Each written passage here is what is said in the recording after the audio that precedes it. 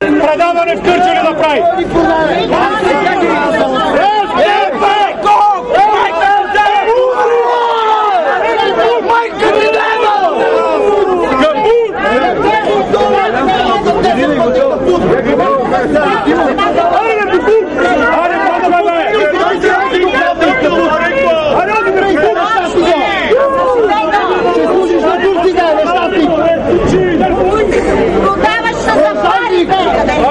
Като обичат толкова, защо има толкова охрана, бе?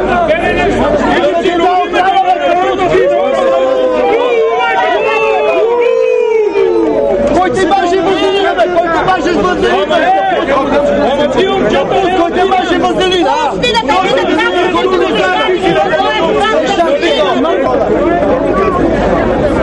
не те е срам стари хора да те плюват да ходиш тук. Реза ми къде те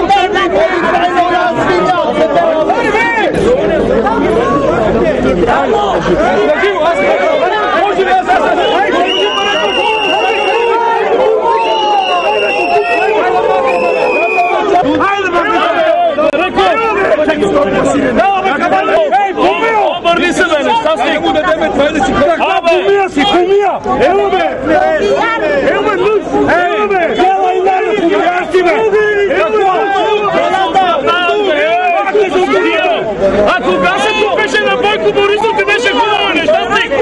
Един му подър и сега пак цветяна, нещастник! Тебе да го пустиш! не имаш страна!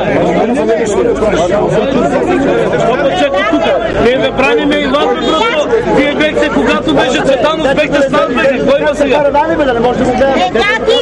сега трябва да не мога на това нещастник! Вие да делям тенски ли сте хора? Чакай сега нас, не искате вече!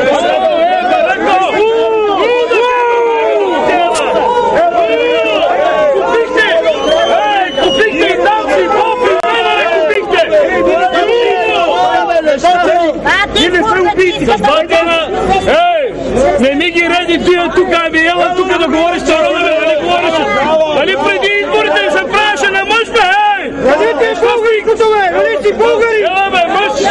Нали ти беше крак, ей, еличар! Ей, ти не признаваш майка и родина, бе, нещастник! Бареко века пут! Бареко века пут! Бареко века пут! Бареко века пут! Бареко века пут!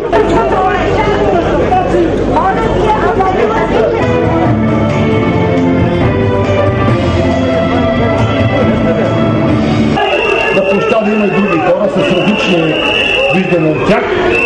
Това, което ще направя обаче, за да няма провокации, така е само, че господин Борисов и господин Цветанов си изпълниха заканата и мечтата да провалят България без цензура. Мисля, че това е една изключително благородна кауза. Аз си казвам, българската духовност няма да унищожи силата да бъде на част от модерния свят.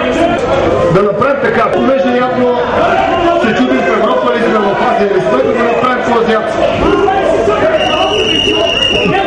Направо тук да сложим една бесилка, главата надолу и да сте спокойни, да се преберете до вечеря живот по здравето и децата и да им кажете какво сме направили. Ако сте така, ще го летно.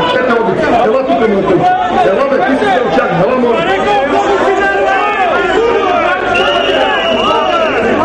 Ела тук ще бъда със сърцето отзад, искам да ми удариш. Ти ли си готов? Ела ти го направи. Ела го направи. Аз го правя доброволно. Аз го правя доброволно. Ела и ме удари. Доброволно ти казвам. Ако ще леки на хората около теб. Това, което искам да ви кажа. Бъдете заедно. ДПС може да го преборите. БСП може да го преборите и ГЕРБ. Ако сте заедно, тогава сте силни. Защото ще свалите и това правителство и ще дойде старото. Както като свалихте ГЕРБ, дойдоха БСП и ДПС. Вижте колко са прости нещата. Къде е гражданската партия? Защо хората, които свалиха Борисов, те са в парламента? Защо?